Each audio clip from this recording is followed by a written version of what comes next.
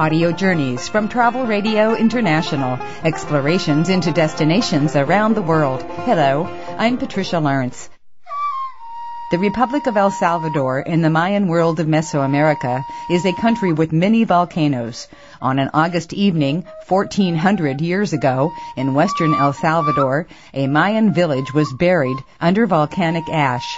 In 1978, bulldozers uncovered an unusual object and stopped working. They had discovered a small Mayan town that had been evacuated when a nearby volcanic steam vent erupted around 650 AD. Since 1989, when archaeologists began their studies, Salvador Raimondo has been their assistant. Today, Salvador is our guide. Our Salvadorian translator is Wendy Funes. Salvador unlocks the gate of a chain-link fence surrounding the site. We stand close to the ancient structures that look as if they had been carved out of the earth. 3 feet, sometimes more, of the earthen-covered wattle and daub walls remain. These structures were built very close together, with narrow walkways between.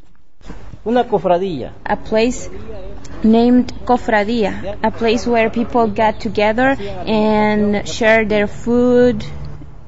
Luego, pues, la persona. The person who lived here was very, very important because his house was that one, the structure number 12. It's much more elaborate than the first house we saw. Luego que tenemos la número 12, que es la casa del chamán.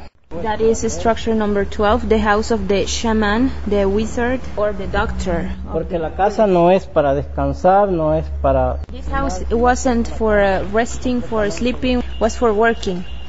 Su entrada la tenemos. In the northern part, we have the only entrance of the house, and there are the other rooms looking to the south. The people who came to his house gave him pottery, gave him gifts as a payment.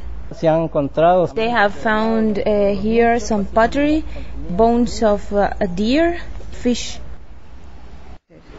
Archaeologist and professor at the University of Colorado, Dr. Payson Sheets is the chief investigator at Joya de Ceren, the jewel of Ceren and El Salvador.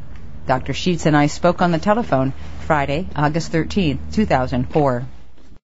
Are you able to ascertain what time of day people left, or what time of year it was? Yes, we can answer those. The year the eruption occurred, we'll probably never know. We radiocarbon date that, and we do not get an exact year from that.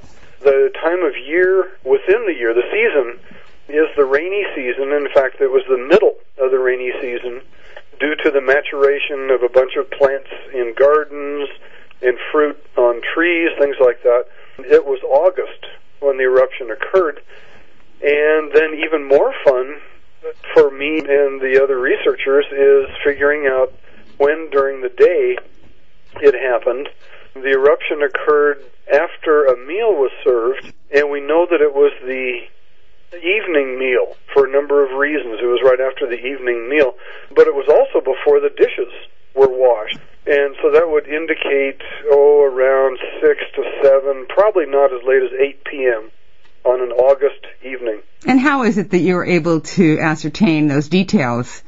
One thing is the agricultural implements are brought back into the house, and so if it was after the morning meal, the agricultural implements would be out with the farmers. And also, one of the best indicators is the end of the daytime activities were done, and they were just shifting into evening activities. One indication of that is that the main cooking hearth, the main cooking fire, was being allowed to die down to embers overnight, and the pot that they would have cooking on it all day long was taken off.